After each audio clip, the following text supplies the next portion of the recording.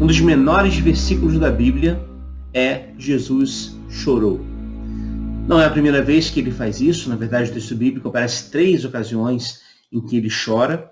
Uma diante de Jerusalém, no qual ele exclama com lágrimas nos olhos: Jerusalém, Jerusalém, quantas vezes eu quis juntar vocês debaixo das minhas asas, como uma galinha faz com seus pintinhos, e vocês não quiseram. Em outra ocasião, ele também chora diante da sua cruz. Ele chora no Getsemane. E nesse momento ele chora diante da morte do amigo Lázaro. O que o choro de Jesus tem a nos dizer? É o que a gente vai ver nesse vídeo. Bom, bem-vindo a mais um vídeo aqui no Mitopoeia Cotidiana. Se você ainda não é inscrito, se inscreva no canal, curta o vídeo, compartilhe o conteúdo. E vamos aqui sempre apresentar vídeos às quintas-feiras e domingos sobre arte, literatura, espiritualidade, sempre tentando fazer vínculos de várias formas e várias maneiras com esses temas. Mas voltando aqui então à pergunta: o que o choro de Jesus tem a nos dizer? Antes de tudo, é preciso relembrar uma questão importante. A teologia cristã afirma, e essa é a sua mais ousada afirmação, de que Deus se faz ser humano em Jesus de Nazaré. Ou seja, olhar para Jesus é olhar para Deus feito gente. Por isso, a frase do Rubem Alves, com a qual começamos esse vídeo: a humanidade de Deus nos escandaliza. Porque, de fato, essa humanidade é um escândalo, no sentido de que é algo que nós não estaríamos acostumados e talvez impacta qualquer perspectiva religiosa, porque estamos afirmando com todas as letras aqui que o Deus, que segundo a tradição cristã é o Criador de todas as coisas, ele mesmo se fez um de nós e habitou entre nós. Como diz o Evangelho de João, a palavra que estava com Deus e que era Deus, a palavra encarnou. Sarx é o termo grego que significa fraqueza. Ou seja, em Jesus nós temos um Deus enfraquecido, no sentido de ser um Deus esvaziado, um Deus kenótico. A palavra kenosis é importantíssima para a teologia cristã do Novo Testamento.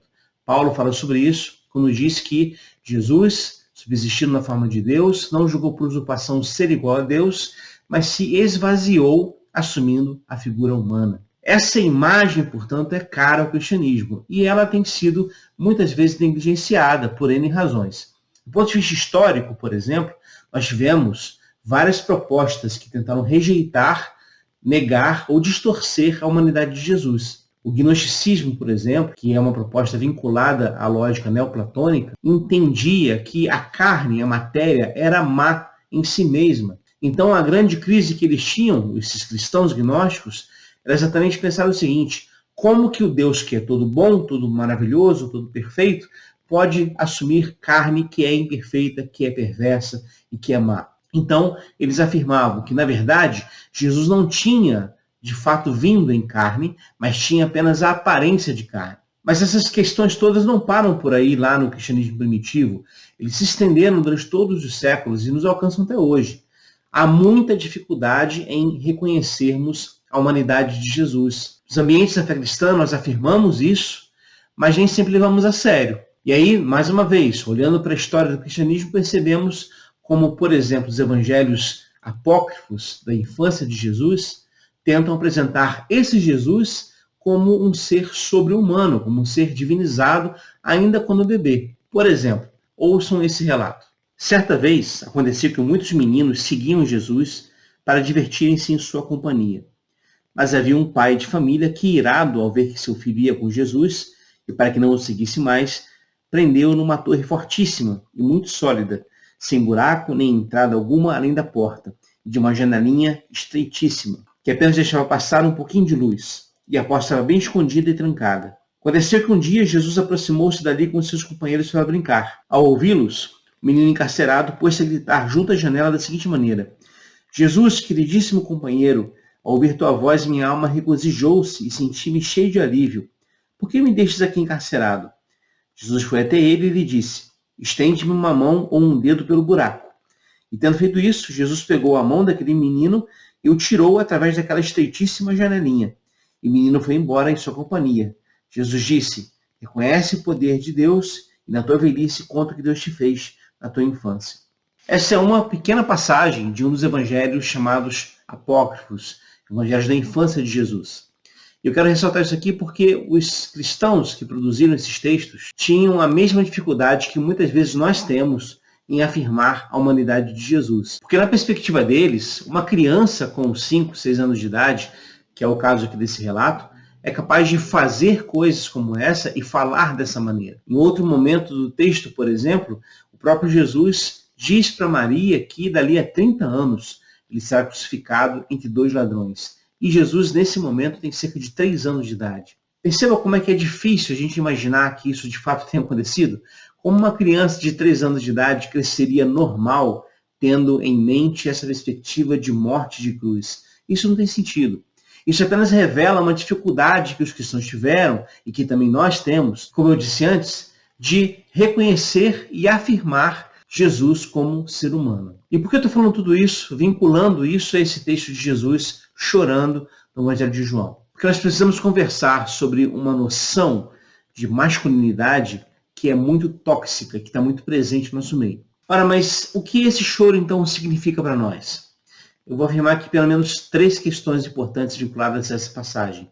Tão pequena, como a gente acabou de falar, mas tão significativa. A primeira delas, Jesus chora porque chorar faz parte de nós. Nós somos seres humanos e o choro é também uma emoção pertinente à nossa própria condição humana. E aqui cabe denunciar uma lógica que nos acompanha de perto no Ocidente, por exemplo, vinculada aos homens, de que homem não chora. Homem não pode demonstrar nenhum tipo de emoção.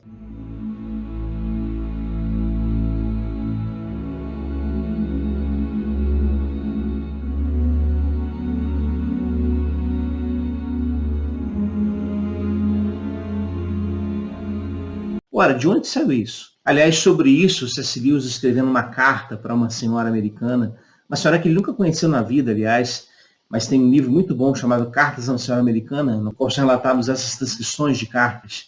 Numa das cartas ele diz o seguinte: a propósito, não chore por dentro, para não ficar com a garganta inflamada. Se precisar chorar, chore, um lamento sincero. Acho que nós, principalmente as pessoas do meu sexo, não choramos o suficiente hoje em dia.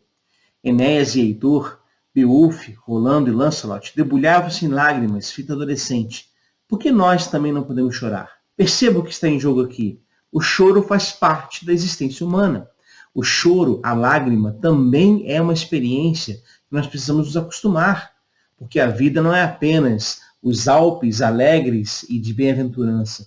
A vida também tem seus momentos de profundos vales, sombrios e de dores. E aprender a lidar com as duas situações é o que nos torna humanos. Então o choro também faz parte. Portanto, a primeira lição que a gente pode entender essa passagem de Jesus chorando é que quando está doendo, a nossa resposta é o choro. A nossa resposta não é desejar ser uma espécie de super-homem, de super-mulher e de querer ser um inumano nesses processos. Porque se está realmente doendo, então choremos. Segunda questão importante vinculada a essa passagem. Jesus chora por quê? Ele chora porque ele compartilha a dor dos seus amigos. Ele ama aquela família. Marta, Maria e Lázaro são para Jesus não apenas uma família de apoio missionário, mas são seus amigos. Jesus gostava de passar tempo na casa deles. Então perceba, há ali um vínculo afetivo. E obviamente, a dor de Maria e de Marta ao verem o irmão morto afeta Jesus. E o texto deixa isso muito claro. O interior de Jesus se comove, ou seja, ele de alguma maneira partilha da experiência da dor daquelas irmãs. E não apenas isso, ele ama Lázaro. O texto diz inclusive isso com todas as letras de novo, que quando os judeus veem Jesus chorando, eles pensam, vede o quanto ele o amava. Então perceba, o amor de Jesus é um amor genuíno por relações humanas, por encontros com os amigos. E, obviamente, quando vemos nosso amigo sofrendo, nós choramos junto com ele. É o que diz o apóstolo Paulo: chorai com os que choram, alegrai com os que se alegram. A gente tende a sempre fazer o contrário disso. A gente sempre tenta alegrar quem está triste, no sentido de mostrar para ele que a vida não pode ser assim, que ele precisa, de uma maneira, se animar. Mas, muitas vezes, uma pessoa que está numa condição de tristeza não precisa de um discurso desses. Precisa de um ombro amigo para chorar junto. Aliás, que coisa interessante. Se a gente leva a sério a afirmação cristã de que em Jesus nós encontramos Deus mesmo, então perceba o que esse texto está dizendo. Diante da morte do ser humano, Deus chora. Que imagem diferente daquele Deus que nós falamos aqui no vídeo sobre o Titanic, que é muitas vezes imaginado por pessoas, um Deus mesquinho, um Deus estraga prazeres, um Deus que está contra a vida e contra o ser humano. Um Deus que supostamente, para mostrar que é todo-poderoso, ordena tragédias para provar que ele é divindade e para, de alguma maneira, castigar aquele ser humano pecador. Gente, o Deus que Jesus anuncia não é assim. Diante da morte de alguém, ele chora junto. Falamos aqui do outro texto de Jesus chorando diante de Jerusalém. Essa Jerusalém que rejeita Jesus, que vai crucificá-lo. Essa Jerusalém, ele chora diante dela. Por quê? Porque é um Deus humanizado nas relações. É um Deus que compartilha essa condição de sentir pelo outro. Nosso Deus não é Zeus, da mitologia grega, que fica de fora do mundo, agindo dentro como se fôssemos marionetes. Deus, na verdade, participa da vida conosco. Ele sente as nossas dores. Ele nos ajuda a carregar o fardo. Ele caminha junto com a gente. E isso faz toda a diferença. Agora, em terceiro lugar, perceba que esse choro de Jesus não é um choro desesperado. É um choro de confiança no Pai. Logo após o choro, ele diz: Pai, eu sei que tu sempre me ouves. Ele ora a Deus. E aí o que acontece é a ressurreição de Lázaro, segundo a narrativa. Eu não quero entrar aqui no mérito do milagre em si, porque normalmente isso que é o mais focado nesse texto. Eu quero entrar no mérito da confiança que Jesus tem em Deus, no sentido de que ele está ali presente com ele naquele momento. Ora, se é assim, se nós temos diante de nós um Deus que chora conosco, um Deus que se interessa por nós, no sentido de nos ajudar a carregar o fardo da vida, ora, se é assim, então a gente pode descansar nesse amor divino que nos sustenta, inclusive durante as lágrimas. O salmista fala sobre isso, né? Ele diz que o choro pode durar uma noite e a alegria vem pela manhã. Isso não é questão apenas de força, pensamento positivo, algo do tipo, mas sim uma constatação. Ele está basicamente dizendo o seguinte: na vida há ciclos. Há momentos que estamos alegres, há momentos que passamos por dificuldades, estamos tristes. Esses ciclos fazem parte da existência humana. O choro de Jesus revela, portanto, um Deus presente com a gente. Aliás, o termo que Jesus recebe no Novo Testamento é Emanuel. E Emanuel, no hebraico, significa literalmente Deus conosco, Deus que segue conosco. E olha que coisa bela, portanto. Deus não é um estranho a nós, nem é nosso inimigo, mas é sim o nosso parceiro na caminhada. É um Deus que nos ajuda a caminhar e vai chorando com a gente no meio do caminho. Porque ele sabe que aquele que vai semeando e chorando vai voltar com seus frutos nas mãos. Essa experiência de choro faz parte da existência humana. Não precisamos rejeitá-la. O mundo que a gente vive hoje, a sociedade moderna, deseja nos transformar em máquinas. Porque máquinas trabalham em modo contínuo. Né? Máquinas trabalham sem pausa.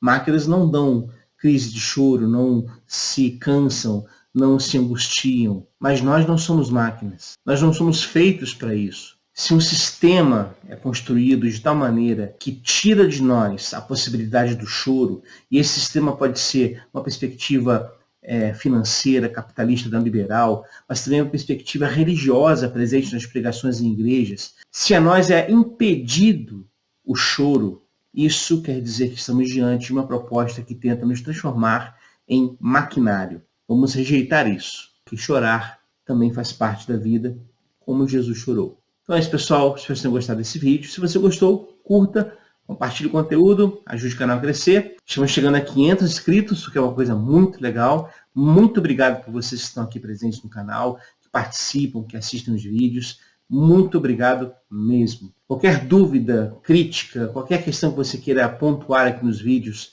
use o espaço dos comentários para isso. Vai ser muito bom ler o que você está propondo e a gente dialogar a partir disso. Tá bom? Então, pessoal, um abraço e até o próximo vídeo.